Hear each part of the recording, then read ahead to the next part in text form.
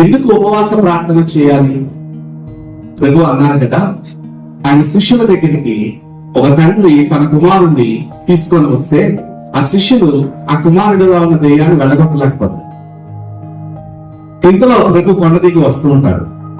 కింద ఈ తండ్రితో పాటు వచ్చిన వ్యక్తులు ఆ శిష్యులతో గొడవ పడుతూ కనుక యేసయ్య వచ్చి అంటారు కదా, ఏమైంది నా శిష్యులతో మీకేమైంది అని అడిగితే అప్పుడు ఆ తండ్రి వచ్చి అంటాడు, ఈ శిష్యుల దగ్గరికి నా కుమారుని తీసుకొచ్చాను, వాళ్ళు ఇతరులో ఉన్న దెయ్యాన్ని వెళ్ళగొట్టలేకపోయారు. చిన్నప్పటి నుంచి ఇతరులో ఒక దెయ్యం పనిచేస్తుంది, అగ్నిలోనూ నీళ్ళలోనూ పార్టీ వస్తుంది.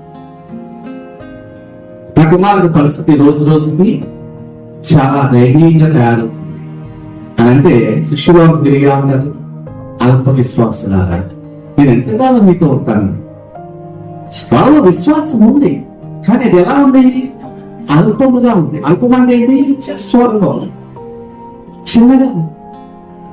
ఇందులో యేసయ్య ఆ దెయ్యాన్ని వెళ్ళగొట్టాడు, వాళ్ళని పంపించారు. తర్వాత లోపలికి వెళ్ళి కూర్చుంటే శిష్యులు అందరూ ప్రభు దగ్గరికి వచ్చి, ప్రభువా, మేము దెయ్యాన్ని ఎందుకు వెళ్ళగొట్టలేకపోయాం అని కొన్ని ఉపవాస ప్రార్థన వల్ల మాత్రమే సాధ్యం. హల్లెలూయా.